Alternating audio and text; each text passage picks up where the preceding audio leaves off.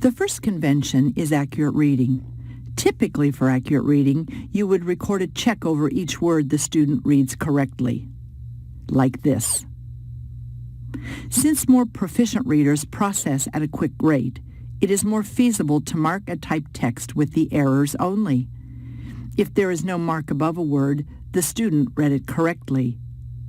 With readers who are experiencing difficulty learning to read, the checks may provide you with important information about what the student uses or neglects to use to help himself, and how much he is able to read before he needs to slow down to problem solve a word.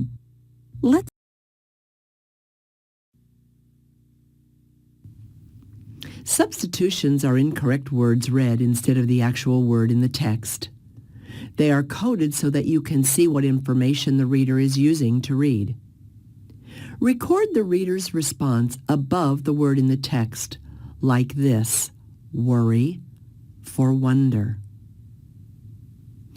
If a student reads a contraction for two words that are in the text, or if the student reads two words for a contraction that is in the text, it is recorded like this: cannot for can't, or can't for cannot.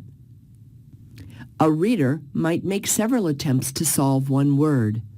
For example, pillar, pallor, parlor for polar. Let's try coding substitutions.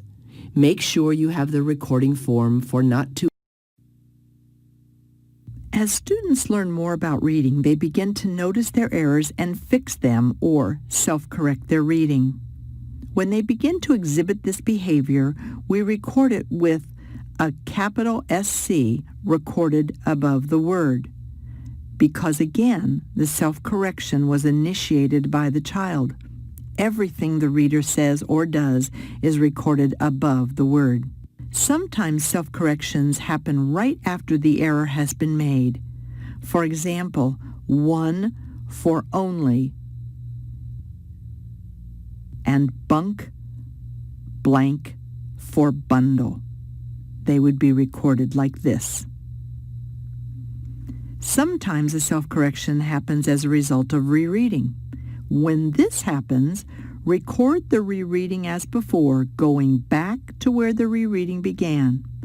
When we get to the word the child self-corrected, we draw a line downward to indicate that the self-correction occurred on the repetition and not before. But animals have their own ways would look like this, with the repetition returning back to the beginning of the line and the short line coming down to note that the self-correction happened as a result of the rereading. Sometimes a student rereads and self-corrects some, but not all of the errors. For example, but animals have the own way of keeping warm. But animals have their own way of keeping warm. Notice that there was self-corrected and ways was not. There are also times when children reread and self-correct some errors, but also make new ones. Perhaps they focus so much on the error that they are correcting that they don't realize that they've made another error. But animals have the own ways of keeping warm. But animals have their own way of keeping warm.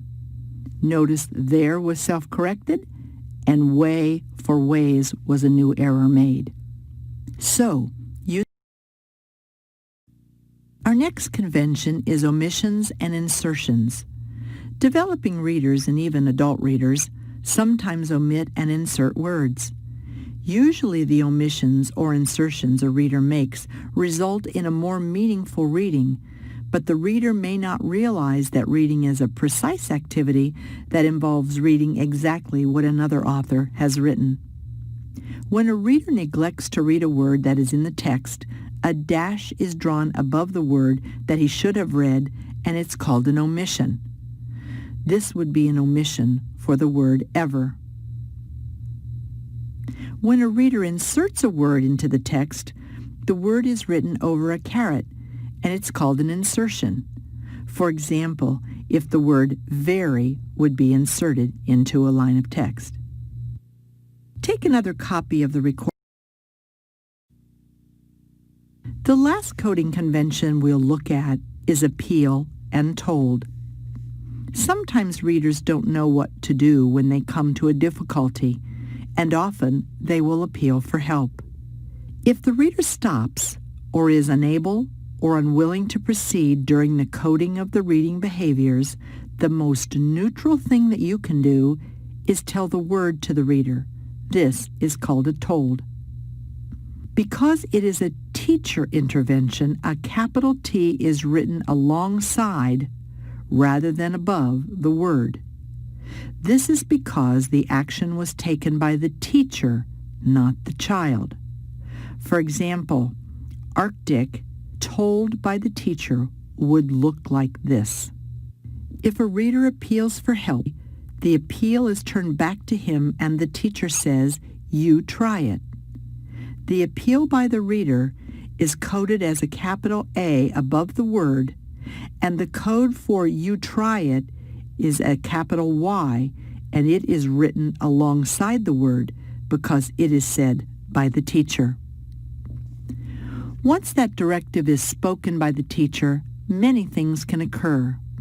For example, species, appealed to by the child, turned back with "you try it" by the teacher, can be then read accurately, and it would look like this.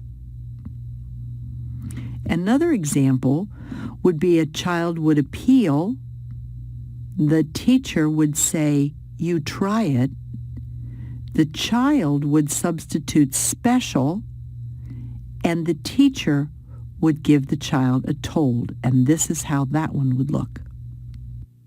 Another example, the child appeals, the teacher says, "You try it," the child does nothing, and so a told is given by the teacher so that the reading can move along.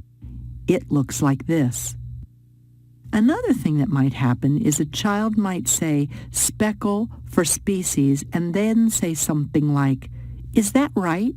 If the teacher believes that the child's done everything that they know how to do, the teacher would give the child a told, and it would be recorded like this.